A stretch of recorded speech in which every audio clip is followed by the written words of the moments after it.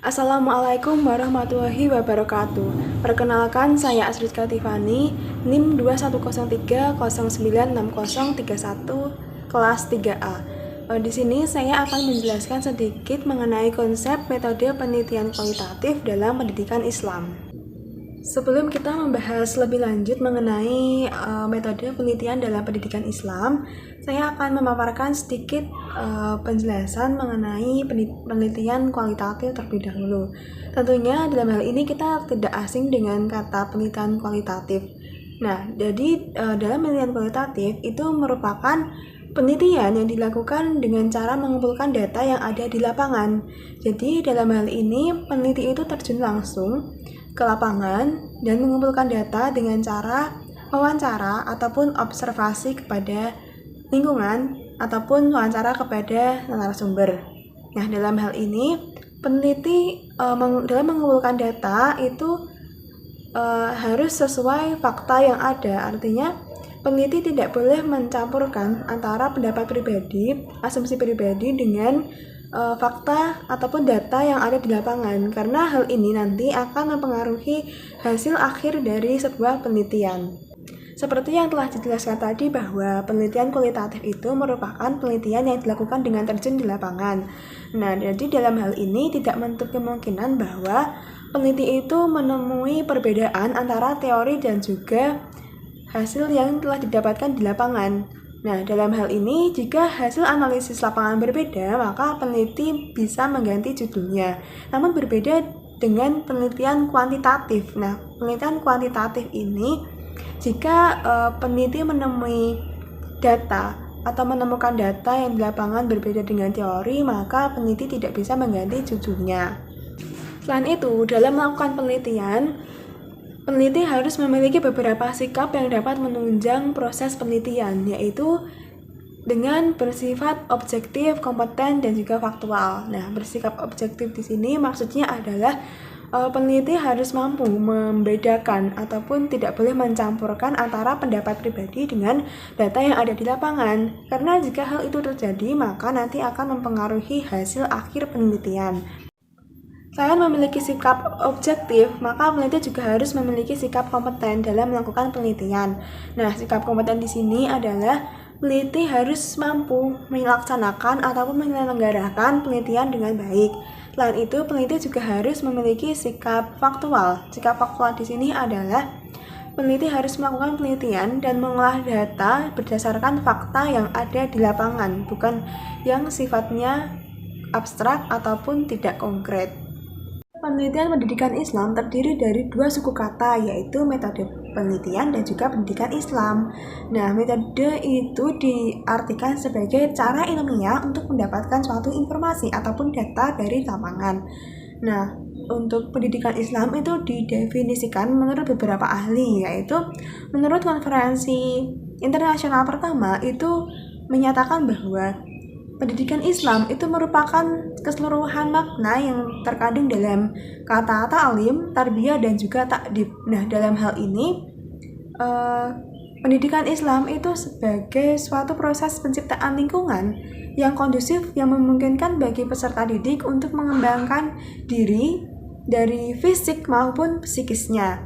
Nah, agar peserta didik mampu merealisir syahadah terhadap keberadaan dan keesaan Allah Subhanahu wa Ta'ala. Kan menurut Naqib Al-Atas itu menyatakan pendidikan Islam yaitu sebagai ta'dib atau proses pengenalan dan pengakuan tentang hakikat bahwa pengetahuan dan wujud bersifat secara hierarkis sesuai dengan berbagai tingkatan dan derajat seseorang.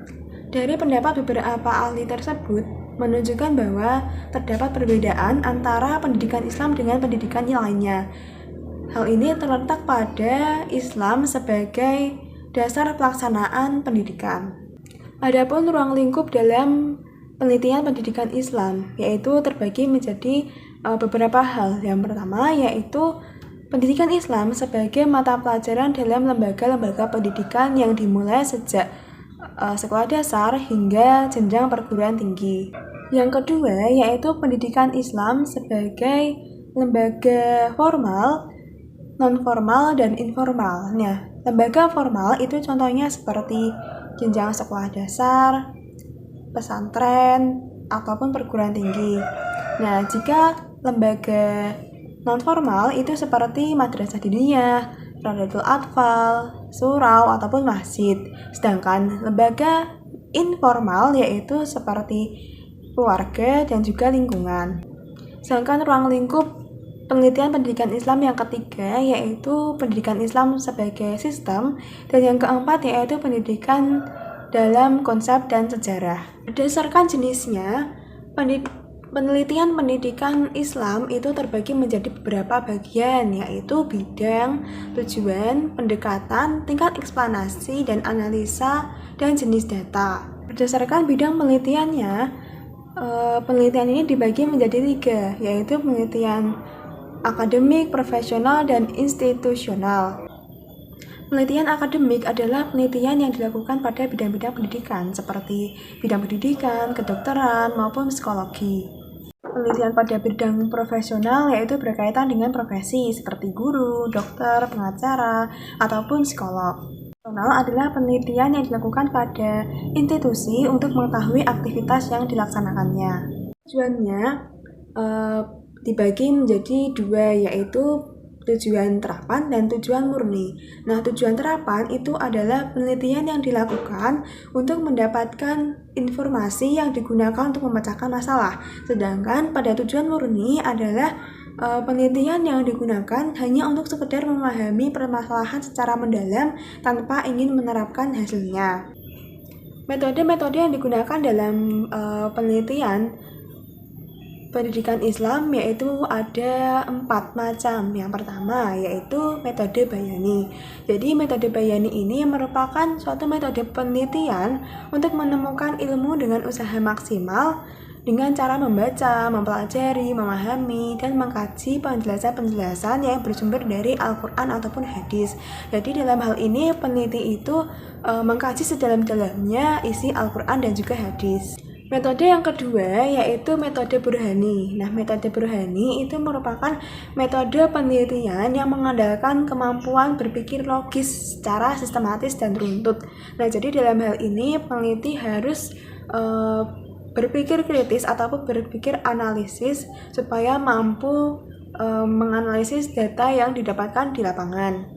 Metode yang ketiga yaitu metode tajribi, yaitu metode yang tidak hanya mengandalkan kemampuan berpikir logis, namun disertai tindakan, eksperimen, observasi, ataupun bentuk-bentuk metode yang dikenal dengan metode ilmiah. Metode yang keempat yaitu metode irfani. Nah, metode irfani itu mengandalkan al-taqarrub al-ilallah dengan melakukan langkah-langkah tertentu mulai dari istiqdad, tazkiyah al-nafs. Nah, tekniknya yaitu dengan melakukan riadoh atau latihan-latihan dalam arti melakukan amalan-amalan secara terus-menerus baik individu maupun secara kelompok dengan mengikuti mursyid. Selanjutnya yaitu berdasarkan tingkat eksplanasi. Nah, tingkat eksplanasi ini adalah tingkat penjelasan. Nah, jadi pada bagian ini penelitian menurut tingkat eksplanasi hasil penelitian adalah penelitian yang bermaksud untuk menjelaskan kedudukan variabel-variabel yang diteliti dan juga disertai hubungan antara variabel dengan variabel yang lainnya. Itu berdasarkan jenis data dan juga analisisnya. Nah, pada penelitian ini dibagi menjadi 2, yaitu penelitian kualitatif dan penelitian kuantitatif. Pada penelitian kualitatif itu datanya berbentuk skema, gambar, ataupun kalimat. Nah, sedangkan pada penelitian kuantitatif itu datanya tuh berbentuk angka.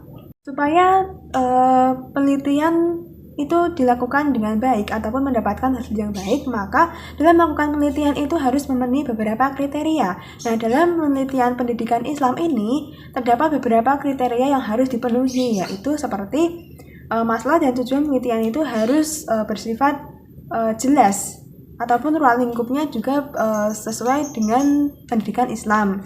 Selanjutnya, masalah yang ditujukan itu bernilai rasional dan juga konsistensi penggunaan istilah dalam penelitian. Sekian penjelasan dari saya. Apabila terdapat kekurangan, saya mohon maaf yang sebesar-besarnya.